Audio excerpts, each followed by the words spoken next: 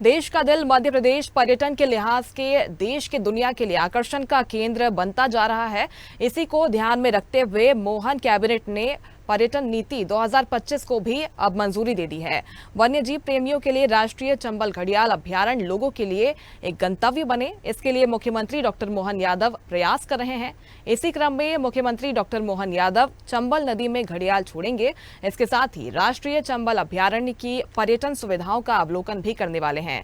मुख्यमंत्री डॉक्टर मोहन यादव आज मोरैना प्रवास पर रहेंगे। वे पूर्व प्रधानमंत्री भारत रत्न स्वर्गवासी अटल बिहारी वाजपेयी की प्रतिमा का अनावरण करेंगे। इसके बाद वन्य जीव पर्यटन को बढ़ावा देने के लिए राष्ट्रीय चंबल घड़ियाल अभ्यारण्य जाएंगे, जहां पर घड़ियालों को चंबल नदी में छोड़ेंगे। इसी पर देखिए हमारी यह खास रिपोर्ट। मुख्यमंत्री डॉक्टर मोहन यादव सोमवार 17 फरवरी से वन्य जीव पर्यटन को एक नया आयाम देने चंबल अभ्यारण्य का भ्रमण कर चंबल नदी के घड़ियाल अभ्यारण्य की व्यवस्थाओं का अवलोकन कर पर्यटन सुविधाओं का जायजा लेंगे।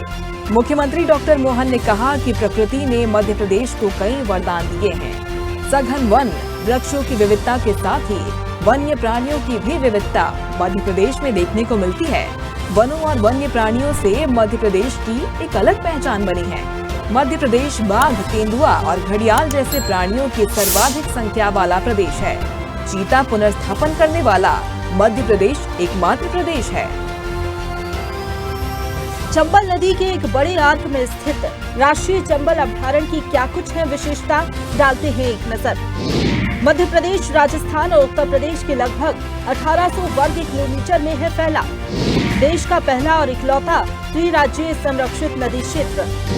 चंबल नदी की कुल लंबाई 960 किलोमीटर, 600 किलोमीटर क्षेत्र अभ्यारण्य में शामिल।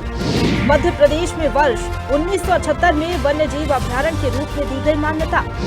दुनिया भर के करीब 3000 घड़ियालों में से 85% सिर्फ चंबल नदी में पाए जाते हैं। चंबल नदी में लुत्फप्राय लाल मुकुट वाले कछुए और स्मूथ कोटेड ऊदबिलाव चंबल नदी के मोरैना क्षेत्र में पाई जाती हैं। 82 दुर्लभ Ganga dolphin, skimmers, black valley टनर्स, सारस क्रेन और ब्लैक नेक्ड सारस का भी है घर। दुर्लभ श्रेणी के मगरमच्छ, धारीदार लकड़बग्घा और भेड़िए भी यहाँ मिलते हैं। मुझे इस बात की प्रसन्नता है कि मध्य प्रदेश वन्य जीवों के लिए देश में एक अलग पहचान बनाता है। टाइगर, पूरे दुनिया में सबसे ज़्यादा टाइगर हमारे देश में पाए जाते हैं और देश के अंदर हमारे मध्य प्रदेश में टाइगर सबसे ज़्यादा है। लेकिन टाइगर ही नहीं, अब हमारे यहाँ चीता भी आ गए और घड़ियाल भी देश में सबसे ज़्यादा है। तो हमारे यहाँ घड़ियाल के विलुप्त प्राय स्थिति से बाहर ला करके घड़ियालों की पर्याप्त वन्यजीव संख्या बढ़े, इस नाते से एक प्रोजेक्ट चलता है मुरैना में चंबल के किनारे। मैं आज स्वयं वहाँ जाकर के उस प्रोजेक्ट का हिस्सा बनूंगा और उम्मीद करूंगा कि घड़ियालों की संख्या इसी प्रकार से बढ़े और सभी प्रकार के वन्य जीवों के लिए संरक्षण के लिए मध्य प्रदेश जाना जाता है, उसकी ये पहचान कायम रहे। मुख्यमंत्री डॉक्टर मोहन यादव ने कहा कि देश में ही नहीं पूरे विश्व में सर्वाधिक घड़ियाल चंबल नदी में पाए जाते हैं। उन्होंने बताया कि विश्व में लगभग 3000 घड़ियाल हैं, तो इनमें से 85% चंबल नदी में हैं।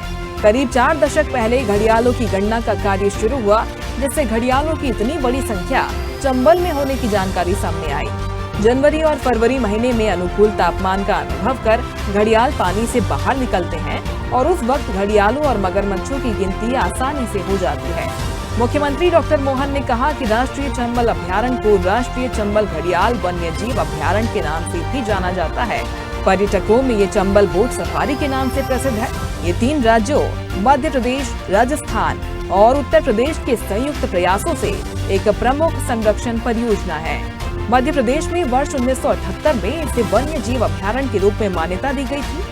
चंबल घड़ियाल वन्य जीव अभ्यारण्य का मुख्य उद्देश्य लुप्त प्राय घड़ियाल, लाल मुकुट वाले छत कछुए और लुप्त प्राय गांगेय डॉल्फिन को संरक्षित करना है। उन्होंने कहा कि अभ्यारण्य लगभग 5.5 वर्ग किलोमीटर के क्षेत्र में फैला हुआ है। पहाड़ियों और रेतीले समुद्र तटों की तरह चंबल नदी के तटों से ये धरती भरी हुई है।